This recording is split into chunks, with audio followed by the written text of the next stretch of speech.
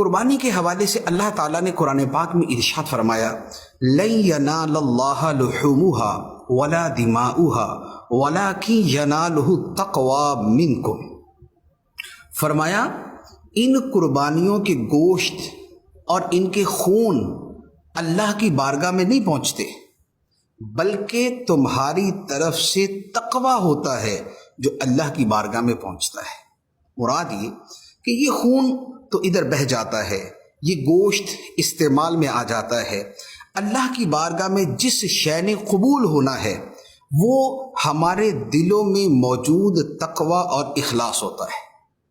اخلاص ہوگا تو یہ قربانیاں خدا کی بارگاہ میں قبول ہوں گی، اور اخلاص نہ ہوا تو یہ قربانیاں قبول نہیں ہوں گی۔ یہ گوشت رہ جائے گا، یہ خون رہ جائے گا، یہ ہڈیاں رہ جائیں گی، یہ اور کچھ نہیں ہوگا۔ تو لہٰذا قربانی کے اندر ایک بڑی اہم چیز یہ ہے کہ اس میں اخلاص پر ضرور نظر رکھے، کیونکہ قربانی ایک اعلانیہ عبادت ہے۔ یہ ایسی عبادت نہیں ہے کہ جو تنہائی میں کی جاتی ہو اور جس کا کسی کو پتہ نہ چلتا ہو، بلکہ قربانی عام طور پہ انسان سامنے جانور خریدتا ہے، یا اس کا جانور لوگوں کے سامنے ہوتا ہے، یا قربانی کے دن وہ جانور جو ذبح کرتا ہے وہ لوگوں کے سامنے ہوتا ہے، اس کے بعد جو گوشت تقسیم کیا جاتا ہے وہ بھی لوگوں کے سامنے ہوتا ہے۔ تو اس میں کتنے مرحلے ایسے ہیں کہ جہاں پر ریاکاری اور دکھاوا آ سکتا ہے۔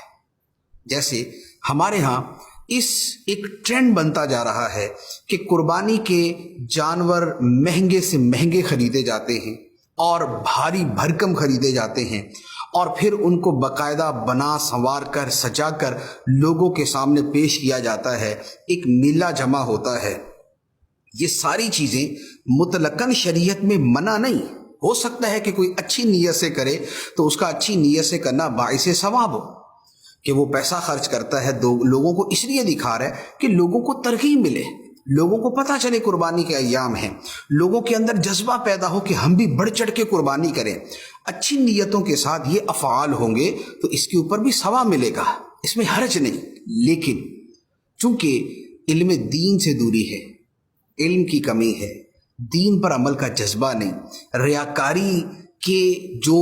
احکام ہیں، جو اس کے مسائل ہیں ان پر اطلاع نہیں، تو نتیجہ یہ ہوتا ہے کہ یہ افعال کہ جس میں لاکھوں روپیہ خرچ کیا جاتا ہے وہ ریاکاری کی نظر ہو جاتی ہے۔ ہمارا جانور پورے شہر میں سب سے عمدہ ہے، ہمارا جانور شہر میں سب سے مہنگا ہے، ہمارا جانور اس کے مقابلے میں زیادہ شاندار ہے، ہمارے ہاں دیکھنے والوں کا رش زیادہ تھا، یا یہ ہے کہ لوگ ہم جائیں تو لوگ ہمارا جانور دیکھیں اور تعجب کی نگاہ سے ہمیں دیکھیں اور حیرت زدہ ہوں۔ اب اس طرح کی جو نیتیں ہیں یہ انسان کو ریاکاری کی طرف لے جاتی ہیں، اور اللہ تعالیٰ نے کیا فرمایا کہ اللہ کی بارگاہ میں ان جانوروں کا گوشت اور ان کا خون نہیں پہنچتا، بلکہ تمہاری طرف سے تقوی ہے جو اللہ کی بارگاہ میں پہنچتا ہے۔ تو لہٰذا تقوی کے اوپر، اخلاص کے اوپر نظر رکھنی چاہیے۔